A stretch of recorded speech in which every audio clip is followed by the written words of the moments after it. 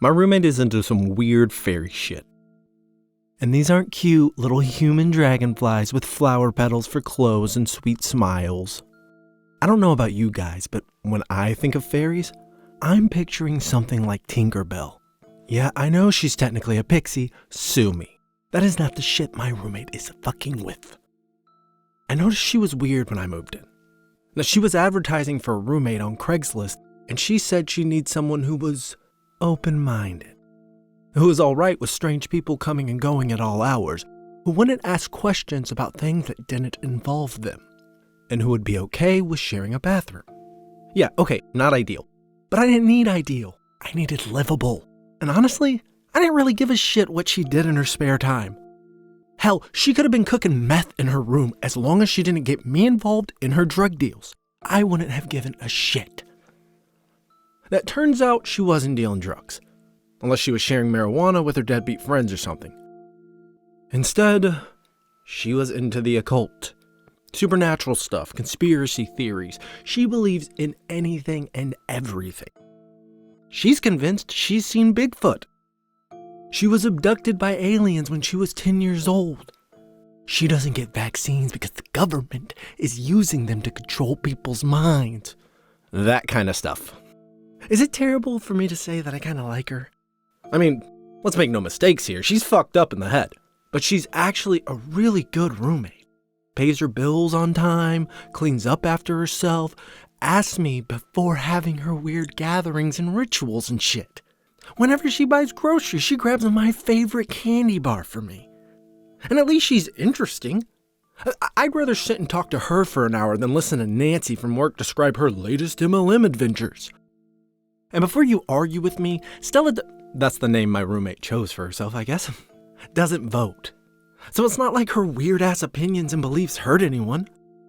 She told me once she thinks that if you enter a voting booth, the government will put you to sleep, embed your skin with a mind-reading chip, and release you back into society, and you won't have any memory of what happened. And that it happened to her mom, and that's why her mom believes in evolution. Alright. Anyway, so life with Stella wasn't terrible. We got along okay for the most part, and we managed to live together for 6 months before her weirdness started getting a little too close for comfort. What do I mean by that? Well, one morning I woke up to mold growing in a ring in our living room. Seriously, it was a huge-ass ring. Our living room is actually pretty sizable, especially since Stella doesn't believe in furniture, so it's practically empty except for weird candles everywhere. It never bothered me since I don't use the common spaces much anyway.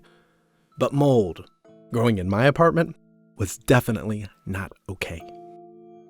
Stella, what the hell is this? I asked.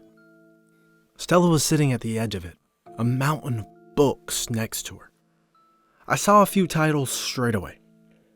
Myths of the Fae Folk, Fairies and Other Creatures, The Magical Arts. In her hands was a book on botany, which was extremely peculiar in the moment, but not so much in hindsight. It's a fairy ring. At least, it will be, she said, a small frown on her petite little lips as she pored over her book. I bit back the urge to scream. I don't know what a fairy ring is, but I'm pretty sure it doesn't belong in our fucking living room. If you don't get it out of here, so help me God. Stella sighed and put her book down. I thought you'd say that, she said, reaching into the black messenger backpack at her side and pulling out a slightly crumpled envelope. She always had that bag on her, and I often saw her pull out any number of weird things from it. So you can understand that I was a little hesitant to take the envelope from her. But I did, and I opened it, and immediately my frayed nerves were soothed. $500 in cash will do that to a person. For the inconvenience, she said, going back to her book without a second glance at me. And if we get in trouble with the landlord, I'll pay for any damages. Now, I knew our landlord wouldn't bother coming around and checking. He didn't give a shit what anyone did in those apartments anyway, so I was more than happy to let it slide. as long as that shit didn't start growing in my room. I did wonder where she got all that money, though. Stella was never short on cash, even though she didn't have a job. At least not that I could tell. Well, never look a gift horse in the mouth. I shrugged my shoulders and let it go. That night before I went to bed, I Googled fairy rings. I only read for about 5 minutes before I got bored and gave up on it. And do you know how much has been written about these things? Too fucking much. Too fucking much. Anyway, I figured out 2 very important things. First, many cultures believe that fairy rings are caused by fairies or pixies dancing in a circle. Second, mortals absolutely should not fuck with them. Now, I wasn't worried. Not only did I not believe in fairies, but I was also pretty sure you couldn't just grow your own fairy ring. I figured that Stella would lose interest in it after a few weeks, like she always did with her random obsessions. And then she'd get rid of it and life would continue as normal. Before that had a chance to happen, however, the fairy ring grew. After a few days, it had sprouted mushrooms. I shit you not, literal mushrooms were growing in my living room. Stella seemed overjoyed with this arrangement. I was pretty grossed out because our room was starting to smell. Damp and musty and just gross. I really wanted to yank up that carpet and scrub all that nasty crap away. But I focused on the $500 I was getting for being cooperative and tried to will away my annoyance. Stella's excitement grew over the next few days until it spilled over into the few conversations we had. It's almost ready. They'll be here soon. I can feel it. She said one night when we were having a beer. She was sitting in the middle of the circle while I stayed far outside of it. Not out of superstition, but because I wasn't going near that nasty thing. Are you sure that's how it works? I asked. My skepticism must have been obvious because her response was just on the side of indignant. I've done my research, Janice. It's like that movie. What was it? If you build it, they will come. Just like that. I've made the ring. They won't be able to resist dancing on it. That's just how it works. I wasn't convinced, but hell, why not? It's not real anyway, so who cares how she thinks it works? So what happens afterwards? She looked confused. After what? After the fairies show up, I said. What happens?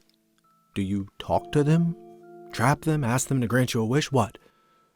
She stared at me in utter bewilderment for a second, and then burst out laughing. God, Janice, you're so funny sometimes, she said. I chose not to press the point. Instead, I finished my beer and went to bed. Things played out about how I expected over the next week or so. Stella was obsessed with her fairy ring.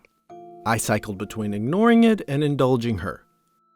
Eventually, her interest started to wane and she began to turn her attention to other things.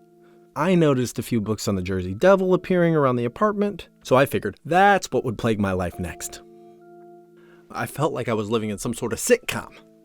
And then, 3 weeks ago, I woke up around 4 a.m, my sleep disturbed by a strange blue glow coming from under my door. I stumbled out of bed, rubbing the sleep from my eyes as I went in search of the light source. As soon as I entered the living room, I was almost blinded by the blue light assaulting my eyes. I swore to myself as I shielded my face, trying to let my eyes adjust. Eventually they did, and I was able to take in the terrible sight that awaited me. Stella, naked, dancing on the fairy ring. Her body twisted and jerked, almost like she was being pulled along. She stumbled, but didn't fall, going round and round so quickly it made me dizzy. I started to walk towards her, confused and somewhat unsettled. Was she on acid or something? I almost just went back to my room and pretended I hadn't seen anything. But then the blood caught my attention. It oozed from small cuts all over her body. A ring of blood was crusted around her wrists. Slashes across her abdomen resulted in red rivulets tracing paths down her leg. Finally, I saw her face. Her eyes were fixed on me, and a shudder worked its way down my spine. Her face was twisted in agony, her mouth a grimace, her eyes red with tears. Snot was running out of her nose. She was heaving for breath. And I was sure, so sure, I saw her scream. Except there was no sound. Nothing at all. I couldn't hear the sounds of cars passing by on the road outside, the sound of her feet on the carpet, the sound of her breathing. It was like I was trapped in a vacuum. But then again, I didn't really need to hear her when she was screaming. I could read it on her lips, like the words had been printed there. Help me, help me, help me, help me, help me! My body responded to her silent plea, and I lunged at her, hand outstretched, intent on wrenching her from that circle. But just then, she disappeared. Vanished in front of my eyes as though she'd never been there. I tripped and fell to my knees, just outside the ring of blue mushrooms that dotted the floor. Slowly, before my eyes, the glow faded to nothing until I was alone in the dark. Just me, the silence, and the knowledge that Stella was not coming back. I called the police, of course. That's what you do, right? I've never been in a situation quite like that before. I knew I couldn't tell them what I saw, so I just told them that when I woke up, she was gone, and that was rare for her. That I was worried something had happened. They declared her missing. I steered clear of the living room.